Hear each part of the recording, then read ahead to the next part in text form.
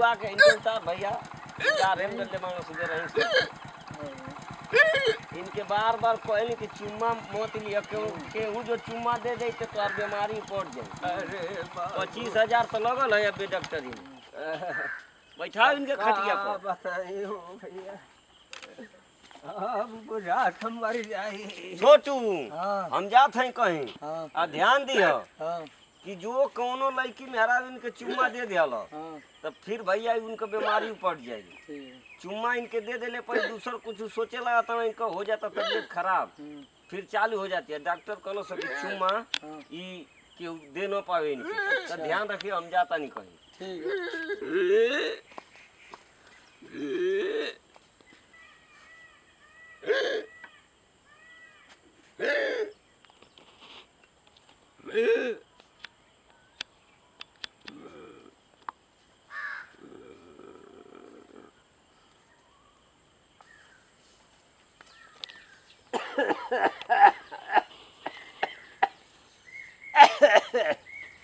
बहू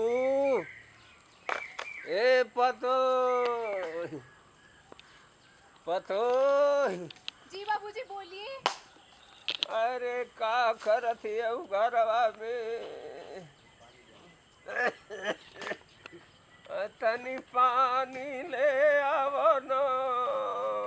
लाते ये लीजिए पानी। अरे अरे राम आवा है नहीं आवा एने आवा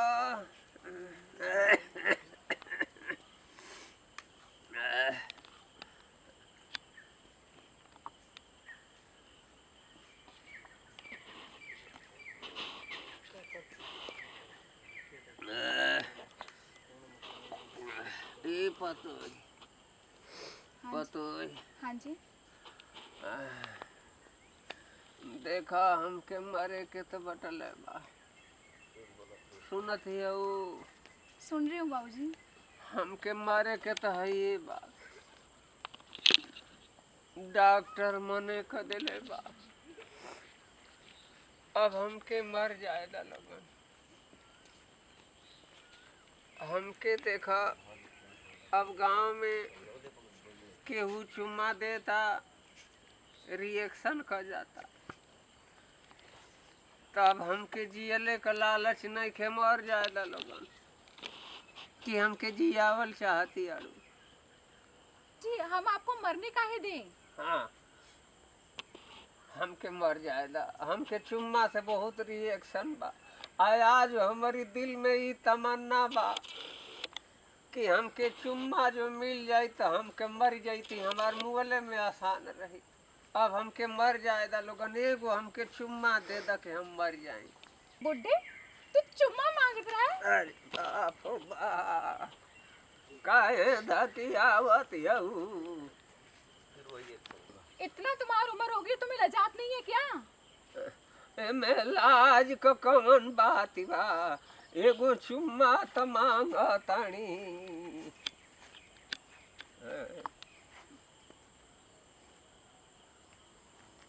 चलो दे दो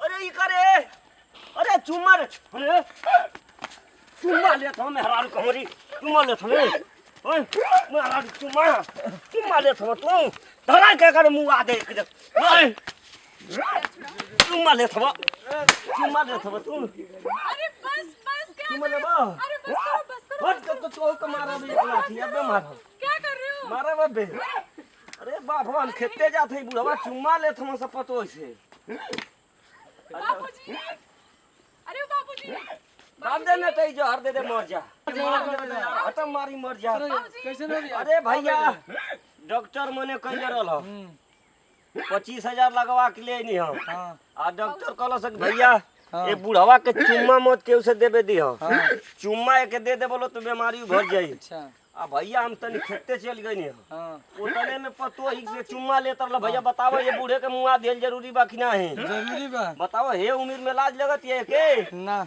आय आ तू रे तो हमका धके अबे रे ला चुम्मा देती यारू बुढ़वा के चलो एक बार और इलाज करा दी। अरे मर्दवा का इलाज करैबो ओके चलो जा दे मर जा त मर्दवा बेटा एक बार और करा दे जाए दे। या तरा खेते को चुम्मा फुसिला पतो चलो से ठीक मांग है जाला अब से ना लेन अब से ना लेन एक बार और करा दो। मर जा दो मर दे चलो जा दे एक बार और ये मौका उम्र दे। में पतोई से चुम्मा एक बार जा दो एक बार और मौका दे दो। चलो चला, इलाज उसका करा दो मत। अब से ना ली है उ कब त आई देह तरा ना दू पर घुसार दे अब दे जा दे चलो इलाज सुना करा। सा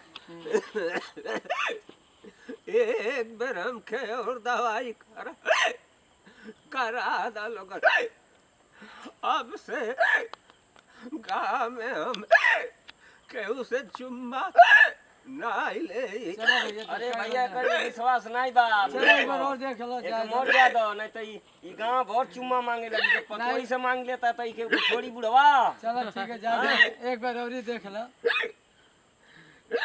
एक बार और देख चलो लो ले चलो तो चलो। बैठावा चलो एक बार और देख लें जा। अरे